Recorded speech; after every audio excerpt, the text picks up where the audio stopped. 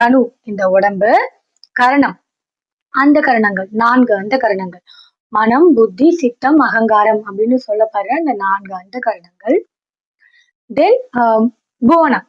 புவனம்னா நம்மளோட geographical indication.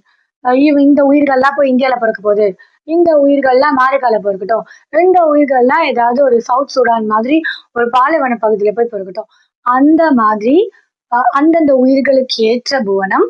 தென் அங்க நம்ம அனுபவிக்க போற போகம், த எக்ஸ்பீரியன்ஸ். ஓகே. கண்ணதாசனோட ஃபேமஸ் கவிதை கூட இருக்குல்ல, ஆண்டவன் சற்று அருகே வந்து அந்த அனுபவமே நான் தான் நின்றான்னு.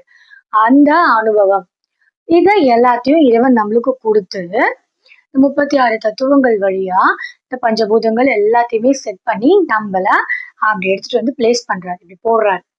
ஓகே. இதுல இந்த போகம்னு இருக்கு பாத்தீங்களா, இதுதான் காய்ஸ். இதுக்குள்ளதான் இந்த நவகிரகங்களோட எல்லா விஷயங்களுமே வருது. ஃபார் இன்ஸ்டன்ஸ் சஞ்சிதம் அப்படிங்கிறதுல ஒரு குறிப்பிட்ட வினையை, பக்குவப்பட்ட வினையை எடுத்து பிராரத்தம்னு நம்மளுக்கு கொடுத்து அந்த பிராரத்தத்தை அனுபவிக்க அனுப்புற இறைவன் அந்த வினை பொருட்டு நம்ம சில எக்ஸ்பீரியன்சஸா கெயின் பண்ணணும். ஒருவேளை அந்த எக்ஸ்பீரியன்சஸ் நம்ம கரெக்டா கெயின் பண்றோமா, இல்ல நம்ம தப்பான ரூட் எடுத்து வேற எங்கேயாவது போறோமா அப்படின்னா நம்மள கரெக்ட் பண்றதுக்கும், நம்மள வந்து ரீடைரக்ட் பண்ணி நம்மளோட லைஃபை திருப்பி ரீவயரிங் பண்ணி நம்மள ஒழுங்கான விஷயத்துக்கு கொண்டு வர்றதுக்கும் ஒரு ஸ்ட்ரிக்ட் ஆபீசர்ஸை அப்பாயிண்ட் பண்றாரு. அந்த ஸ்ட்ரிக்ட் ஆபீசர்ஸ் தான் இந்த கிரகங்கள். சூரியன் தொடங்கி இந்த சாயா கிரகங்கள்னு சொல்லப்படுற ராகு கேது மட்டும், இந்த 9 கிரகங்களையும் இறைவன் அதுக்காகத்தான் டிசைன் பண்றாரு.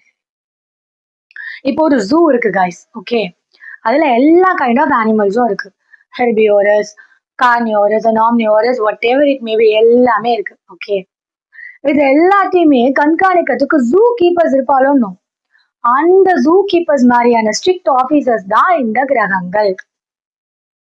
அப்போ நாம நம்மளோட போகத்தை, அந்த எக்ஸ்பீரியன்ஸஸ நம்மளுக்கு ஸ்மூத்தா இருக்கிறதாகட்டும், ரக்குடா இருக்கிறதாகட்டும், வலி, இந்த சஃபரிங்ஸ், இது எல்லாமே நம்மளுக்கு கொடுக்கறது இவங்கதான்.